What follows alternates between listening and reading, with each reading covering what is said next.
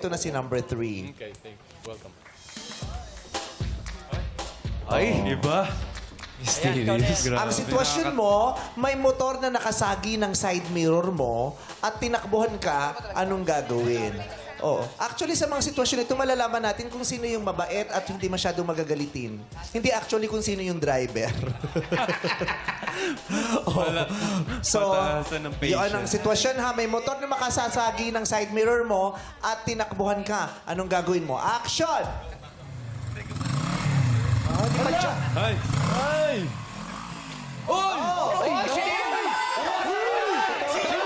Masira! Ang daling masira! Oh. Ang daling masira! Para ito din, oh! Dami tama! Nasira.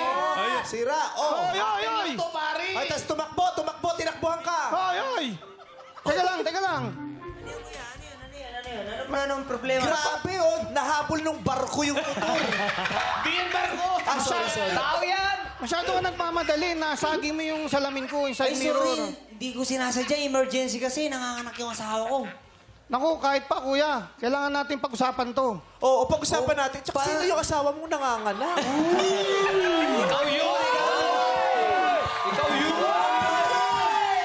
May asawa ka na. Pag-usapan natin, sinasabi ko, papuputukin ko to. Sino yung asawa mong nanganganak? Sila yung daw sa amin. Acting lang! Yun yung karakter! Nakaslibles ako. Piling ko yung deodorant ko na bumuupak. Hindi ko mataas. Kausapin mo yan, sinira yung ano, tapos may asawang nanganganak. Hindi, ito. Bigyan na lang kita ng ano, kuya. Ng 500 lang kasi Hindi, yung, ano, yung pera hindi ko. kasi pwedeng ganun eh. Alam mo kung bakit? Dahil yung amo ko, magtataka sa akin.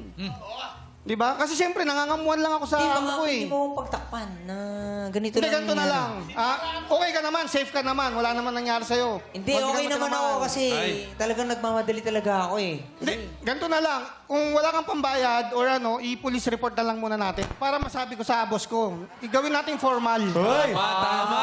Okay to. Ito yun. Sige, kuya, sige, kuya. Pero pag ginimpound tong motor ko, atid mo ako doon sa ospital. Walang problema, basta i-police report natin, gawin natin maayos yung lahat, nakadokumento, para kahit tanungin ako ng amo ko, walang dahilan para magalit siya sa akin. Kilala Okay lang? mo ako, kuya, kilala mo ako. Pogi ka, boss, pero... Hindi, pero tawagin ko masyadong na ano. lang yung barkada ko siya na lang dala mo sa pulis. Ako, pupunta na ako ng ospital. Hindi pwede, boss, eh. Kailangan talaga sa police talaga? report. Ikaw Proxy mismo, oo. Hanap sana ako Dalawa ng tayong proxy. pipirma. Ano proxy? May proxy. Kaya Hindi, papas- huwag mong patawag yung kaibigan mo. Ang dalin mo dito, yung asawa mong nanganak. Yun ang gusto kong Karakter makita. lang! Tawagin mo.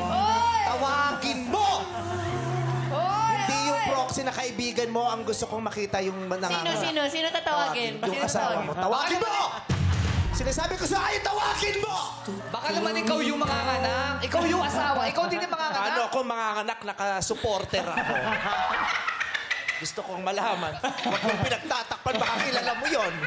Baka may kinalaman ka dun sa panganganak. Sinasabi ko sa'yo, magkakasama kayo lang. Baka pwede natin tanongin si Sir Joe. Ha? Baka pwede natin tanongin si Sir Joe. Sino ba yung May asawa siya. Sergio. Oo. Sino yung asawa, Sir Joe? Asawang Para nanganganak. balik talaga yung reason. Ano, dami. Yung panganganak na asawa mo. dami na. Ayaw! Sa side mirror, ano? Ayaw ng tagal-tagal mo naman. Oo, hindi yun kasama sa usapan, eh. Hindi di ba? kasi, hindi pwede yun. Hindi pwede yun. yung kahit walang acceptable reason, sir. Wala. Oh. Dapat nga mag-ingat ka sa pagmamaneho kahit na mga anak yung asawa mo. Pero tama yung... Sino yung mga anak asawa? Ito yung asawa! Ito yung asawa! Ala! Ayan o! Ayan! Buntis siya! Buntis. Hmm. Pero tama yung ginawa kanina na... Daw masagot ng tama eh. Ang pangit ng asawa mo. Pero mahal ako niya. Pero sir, tanong ko, pag ganun, pwede bang maningil? Yung nasagi, pwede siyang maningil? O kailangan may mag-decide kung anong magiging Oo, solusyon? normally may investigador na tatawagin, titingnan yung aksidente para magkaroon tama yun, magkaroon ng police report.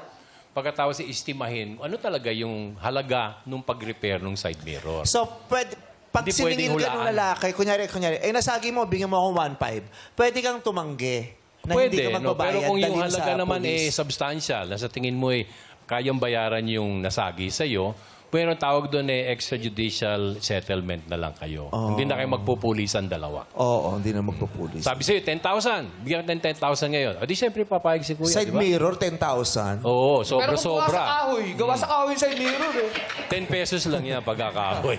Pero paano po pag walang-wala talaga yung nakasagi? Pag walang-wala talaga. Walang pera daw. Opo. Mami. Walang-wala ka na nga, nang buntis ka pa. Acting lang to, ate.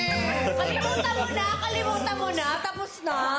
At saka gano'n yung asawa. Dinamdam ko yung ganong asawa. Lumpas na yung baby. Oh, thank you, thank you.